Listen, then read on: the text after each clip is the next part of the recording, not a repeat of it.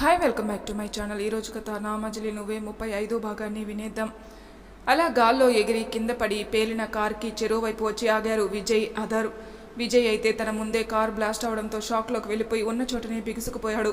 కానీ ముందుగా అలర్ట్ అయిన అదరు పేలి మంటలు చెలరేగుతున్న కారుకి 5-6 అడుగుల దూరంలో రక్తపు మడుగులో ఉన్న మహాని చూసి వెంటనే మహా దగ్గరికి వెళ్ళి మహా చెంపలు తడుతూ సీతమ్మ సీతమ్మ అంటూ ఆమెను స్పృహలోకి తెచ్చే ప్రయత్నం చేశాడు. కానీ ఎలాంటి ప్రయోజనం లేకుండా ఉంది.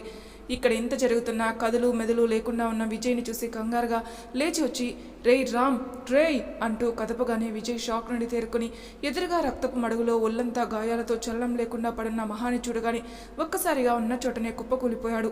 ఆ క్షణం తన ప్రాణం తనని విడిచిపెట్టి వెళ్ళిపోయినట్లు ఊపిరి తీసుకోవడం కూడా ఇబ్బందిగా ఫీల్ అయ్యాడు విజయ్.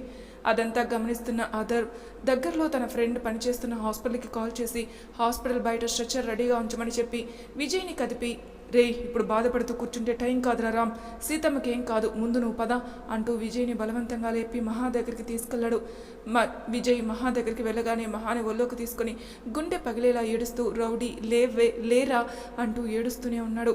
విజయ్ని అలా చూసిన అథర్వకి ఇంకా బాధగా అనిపించి కళ్ళల్లో నీళ్లు తిరుగుతుంటే సడన్గా ఏదో గుర్తొచ్చిన వాళ్ళ ఎదురుగా మంటలు ఎగిసిపడుతున్న కారుని చూస్తూ విజయ్ భుజం మీద చెయ్యేసి కంగారుగా రే విహాన్ ఎక్కడ్రా అని అడగానే ఆ మాటకి విజయ్ కూడా కంగారుగా చుట్టూ చూసేసరికి గుడి మెట్ల మీద పడి ఉండడం చూసి అదరు నేను తీసుకొస్తాను, ముందు నువ్వు సీతమ్మను తీసుకుని కారు ఎక్కు, క్విక్ మనకి టైం లేదు అంటూ మెట్ల మీద స్లో తప్పి పడిపోయిన విహాన్ని ఎత్తుకొని కారు దగ్గరకు వచ్చి ఒడిలో మహాని చూస్తూ కన్నీరు మున్నీరు అవుతున్న విజయ్ని గుండె పిండేసినట్టయింది అదరుకి. విహాన్ని కారు ఫ్రంట్ సీట్లో కూర్చోబెట్టి వాడు కదలకుండా సీట్ బెల్ట్ పెట్టి కార్ స్టార్ట్ చేశాడు అదరు. ఫాస్ట్గా డ్రైవ్ చేయడం వల్ల అరగంటలో చేరుకోవాల్సిన హాస్పిటల్కి 10 నిమిషాల్లోనే చేరుకున్నారు. బయట వార్డ్ బాయ్స్ అదర్ ఫ్రెండ్ వీళ్ళ కోసమే వెయిట్ చేస్తుండడంతో మహాని తొందరగా స్ట్రెచ్చర్ మీదకి ఎక్కించి ఫాస్ట్గా ఐసీయూకి తీసుకెళ్లబోయారు. కానీ అప్పుడే కాస్త స్రోలోకి వచ్చిన మహా తనకున్న బలంతో విజయ్ చేతిని గట్టిగా పట్టుకుని కష్టంగా మాటలు కూడగలుపుకొని బావా నాకు నీతో కలిసి బ్రతకాలని అంటూ ఇంకా చెప్పలేకపోతుంది. ఆ మరుక్షణమే మళ్ళీ స్పృహ కోల్పోయింది. మహా అలా ఒక్కో మాట కష్టంగా మాట్లాడుతున్నప్పుడే విజయ్కి ప్రాణం పోతున్నట్టు అనిపించింది. మహా మళ్ళీ స్పృహ కోల్పోవడంతో అదర్ ఫ్రెండ్ కంగారుగా విజయ్ని చూసి సార్ ప్లీజ్ తొందరగా ట్రీట్మెంట్ స్టార్ట్ చేయకపోతే పేషెంట్ ప్రాణాలకే ప్రమాదం, ఇప్పటికే ఆవిడ కండిషన్ చూస్తుంటే ఆవిడ బ్రతికే చాలా తక్కువగా కనిపిస్తున్నాయి, ప్లీజ్ మీరు ఇంకా లేట్ చేయకండి అనడంతో అతి కష్టం మీద మహా చేతిని వదిలి అక్కడే కింద కూలబడిపోయాడు. అదరు తన భుజాన ఉన్న విహాన్ని డాక్టర్ దగ్గరికి తీసుకెళ్లి చెక్ చేయించి బాగా భయపడ్డాడు. అందుకే స్లో తప్పి పడిపోయాడు. మరేం భయం లేదు అని ఒక ఇంజెక్షన్ చేసి కాస్త రెస్ట్ ఇవ్వమని చెప్పడంతో వాడిని అక్కడే ఒక రూమ్లో పడుకోబెట్టి అక్కడ ఒక నర్స్ని కాపలా పెట్టి తిరిగి విజయ్ దగ్గరికి వెళ్ళి అతన్ని బలవంతంగా పైకి లేపి అక్కడ చైర్లో కూర్చోబెట్టి విజయ్ చేత కాస్త వాటర్ తాగించడానికి ట్రై చేశాడు. కానీ అసలు ఎవరి మాట వినే పరిస్థితుల్లో విజయ్ లేకపోవడంతో ఇక అతన్ని కాసేపు కదపకుండా ఉండడమే బెటర్ అని ఫీల్ అయ్యి వెంటనే ఈ విషయం ఇంట్లో వాళ్ళకి చెప్పడం బెటర్ అని ఫిక్స్ అయ్యి భరత్కి కాల్ చేసి విషయం చెప్పాడు.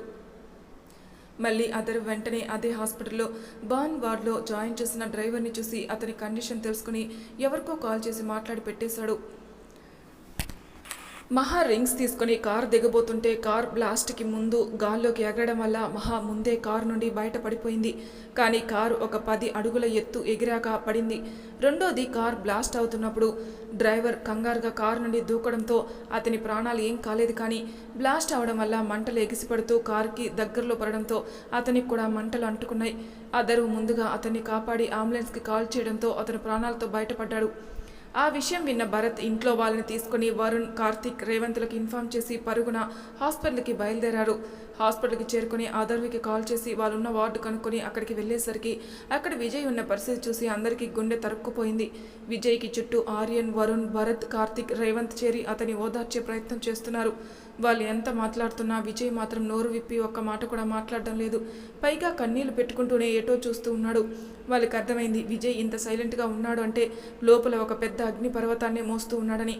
భరత్ చుట్టూ చూస్తూ అదర్వుని విహాన్ గురించి అడగ్గా వాడు భయంతో స్లో తప్పి పడిపోయిన విషయం చెప్పి వాడిని ఉంచిన రూమ్కి తీసుకెళ్లాడు. భరత్ వాడిని జాగ్రత్తగా ఎత్తుకుని తీసుకొచ్చి హాసిని చేతికిచ్చాడు. పాపం హాసిని ఒక పక్క మహాకు ఏమవుతుందని ఏడుస్తూనే వాడిని భుజాన వేసుకుని చిన్నగా జోకొడుతూ ఉంది. విజయ్ని అలా చూస్తున్న ఆర్యన్, వరుణ్, కార్తిక్, రేవంత్లకి ఒక పక్క మహాకు ఏమవుతుందో అని భయపడుతూనే విజయ్ని అలా చూసి తట్టుకోలేకపోతున్నారు. ఇక పెద్దవాళ్ళ పరిస్థితి అంతా కంటే దారుణంగానే ఉంది.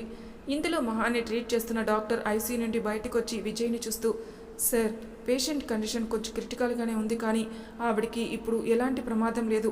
ఇంటర్నల్ ఇంజరీస్ ఎక్కువయ్యాయి. దానికి తోడు left leg, right hand fracture అయ్యాయి. బ్లడ్ ఎక్కువ పోయింది. బట్ టైంకి తీసుకొని రావడం వల్ల అయినా ఆవిడ ఇలా ఉంది. లేకపోతే ఆవిడ పరిస్థితి ఊహించడం కూడా కష్టంగా ఉండేది. ఇప్పుడు ఆవిడని ఒక గాజు బొమ్మలా చూసుకోవాలి. ఆవిడని ఎంత జాగ్రత్తగా చూసుకుంటే అంత మంచిది. ఆవిడ పూర్తిగా కోలుకోవడానికి మినిమం 1 month పైనే పడుతుంది అని ఆయన చెప్పాల్సింది చెప్పాడు.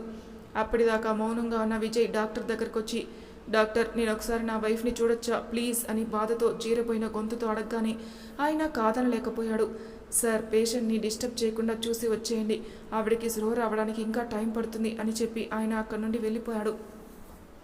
వెంటనే విజయ్ మహా రూంలోకి వెళ్ళి వైర్ల మధ్యన ఒళ్ళంతా కట్లతో నిర్జీవంగా మొహమంతా వాడిపోయి కల తప్పి ఉన్న మహాని చూడగానే ఇక తన బాధను కంట్రోల్ చేసుకోలేక వెంటనే మహా దగ్గరికి ఆమె చేతిని తన నుదిటికి ఆనించుకుని ఏడుస్తూ, ఎందుకే మన లైఫ్లోనే ఎందుకు ఇలా జరుగుతుంది? కాస్త మన ఇద్దరి మధ్య అంతా బాగుండి కొంచెం దగ్గర అవుతుంటే ఆ దేవుడు కూడా చూస్తూ తట్టుకోలేకపోతున్నాడేమో ఇలా చేశాడు. అయినా నీకేమైనా అయితే నేను విహాన్ ఏమైపోవాలి అని ఏడుస్తూ ఉండగా అక్కడే ఉన్న నర్స్కి విజయ్ కన్నీళ్లు, మాటలు, బాధ గుండెలు తొలిచేసేలా ఉన్న కష్టంగా, సార్, మీ బాధ నేను అర్థం చేసుకోగలను, కానీ ఈ టైంలో పేషెంట్ని ఇబ్బంది పెట్టడం మంచిది కాదు.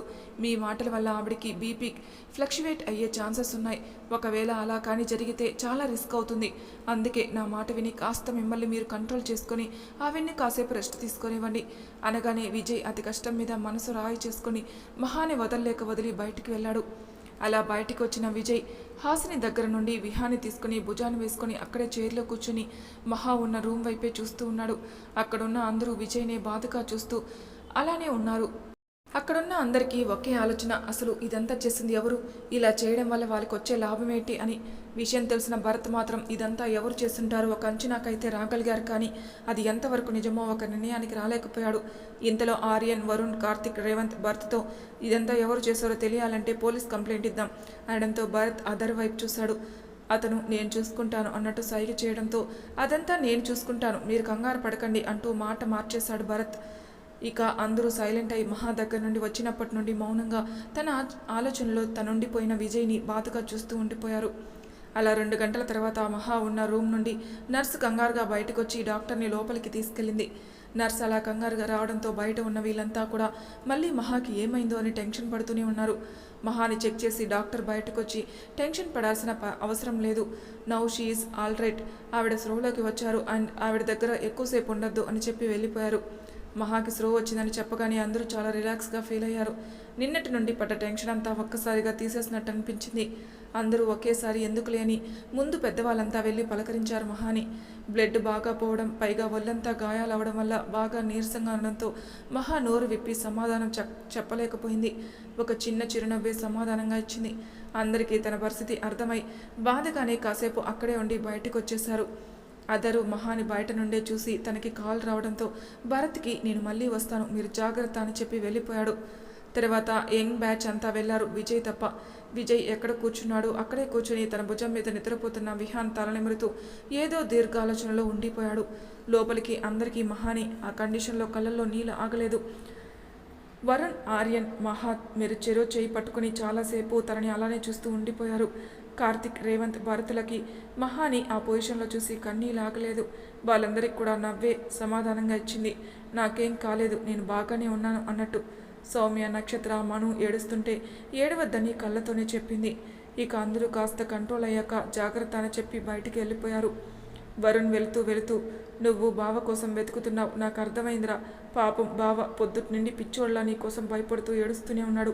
ఒక పక్క నీకేమవుతుందో అని మరో పక్క బావని అలా చూస్తే గుండె తరుక్కుపోతుందిరా అనగానే మహాకి కూడా కళ్ళల్లో నీళ్ళు తిరిగాయి.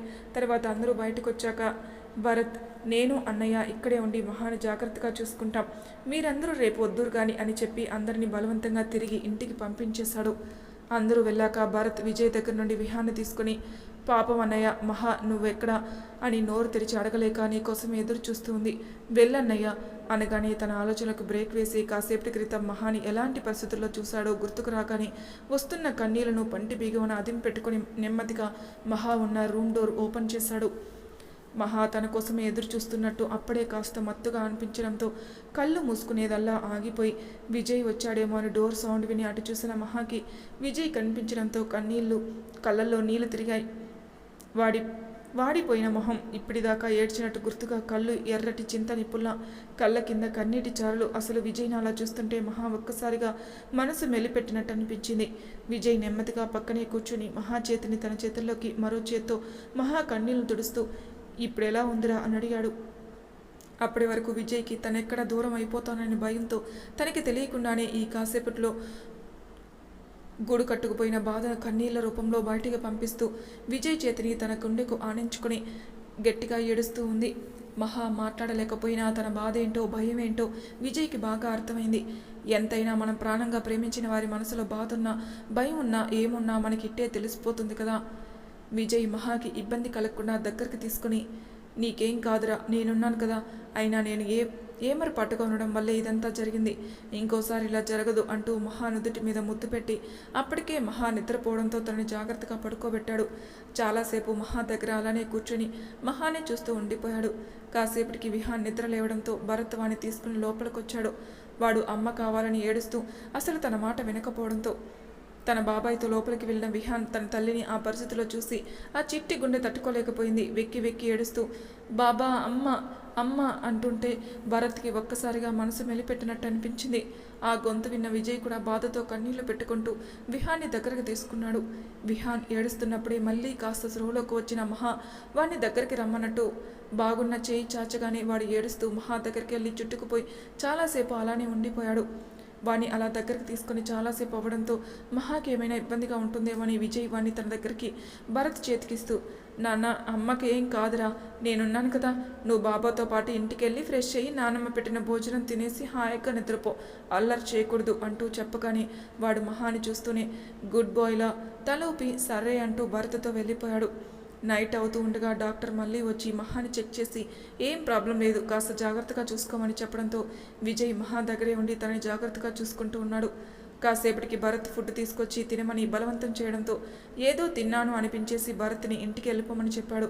కానీ భరత్ మొండిగా ఇక్కడే ఉంటాను అనడంతో ఇంకేం అనలేకపోయాడు విజయ్. కాసేపటికి ధనంజయ్ గారు భరత్కి కాల్ చేసి ఇప్పుడే విషయం తెలిసింది, పొద్దుటి నుండి పార్టీ ఆఫీసులో మీటింగ్లో ఉండడం వల్ల తెలియలేదు అని చెప్పి మహా కండిషన్ గురించి కనుక్కొని ఆయన కూడా చాలా బాధపడ్డారు.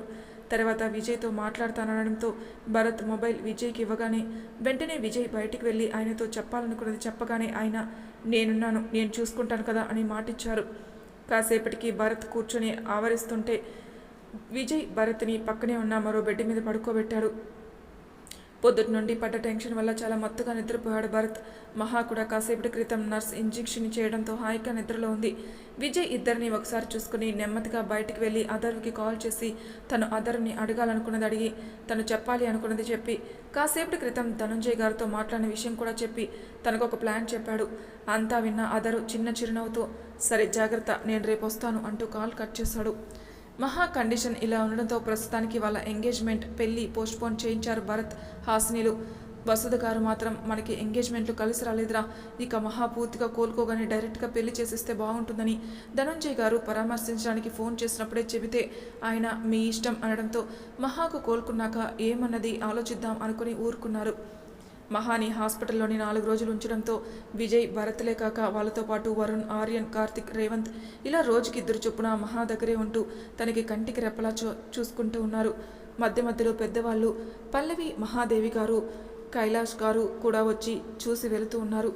మరుసటి రోజు ఉదయాన్నే ప్రికాషన్స్ అన్నీ చెప్పి చాలా జాగ్రత్తగా చూసుకోమని చెప్పి డిశ్చార్జ్ చేశారు మహాని. మహా డిశ్చార్జ్ అయ్యి ఇంటికి రాగానే తనకు దిష్టి తీసి లోపలికి తీసుకెళ్లారు వసుధ గారు.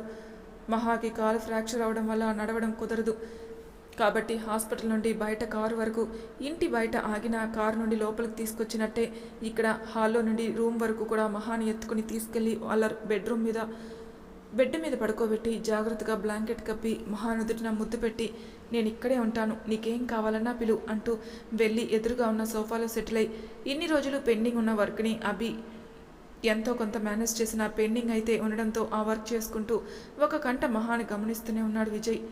మహా విజయ్ని చూస్తూనే నెమ్మదిగా నిద్రలోకి జారుకుంది. కాసేపటికి విహాన్ కూడా మహా పక్కనే చేరి తల్లి కౌగిట్లో హాయిగా నిద్రపోయాడు. అనుకోకుండా వాళ్ళని చూసిన విజయ్కి 4 రోజుల క్రితం వాళ్ళని చూసిన సిచ్యువేషన్ గుర్తుకు రాగానే బాధతో కళ్ళు వర్షిస్తుంటే కోపంతో పిడికిలు బిగుసుకుంది. ఆ కోపంతోనే వెంటనే ధనుంజయ్ గారికి కాల్ చేసి, అంకుల్, నేను చెప్పిన పని ఎంతవరకు వచ్చింది అని అడిగాడు. దానికైనా ఏదో చెప్పగానే తిరిగి అథర్వకి కాల్ చేసి అదే విషయం చెప్పగానే అతను ఇక నేను చూసుకుంటాను అనడంతో సరే అంటూ కాల్ కట్ చేసి హాయిగా నిద్రపోతున్న మహా విహానను తలనిమురుతూ, నేనుండగా మిమ్మల్ని తాకే ధైర్యం కూడా ఎవ్వరూ చేయలేరు. అలాంటిది మిమ్మల్ని ఇంత బాధ పెట్టి భయపెట్టిన వాళ్ళని ఊరికే వదిలిపెట్టను. ప్రాణ భయంతో పాటు అన్ని భయాలు రుచి చూపించే తీరుతాను. ఇంకొకసారి మీకు హాని చేయాలనే ఆలోచన కాదు కదా, మీ గురించి ఆలోచించిన వెన్నులో వణుకు పుట్టాలి అంటూ ఇద్దరికీ నుదుటి మీద ముద్దు పెట్టి ఫ్రెష్ అవ్వడానికి వెళ్ళిపోయాడు. మరి తర్వాయి భాగంలో ఏం జరుగుతుందో నెక్స్ట్ ఎపిసోడ్లో తెలుసుకుందాం. అంతవరకు నా ఛానల్ని సబ్స్క్రైబ్ చేయని వాళ్ళు ప్లీజ్ సబ్స్క్రైబ్ చేసుకోండి, లైక్ చేసి షేర్ చేయండి, మీ అభిప్రాయాలు నాకు కామెంట్ రూపంలో తెలియజేయండి. Thank you for listening.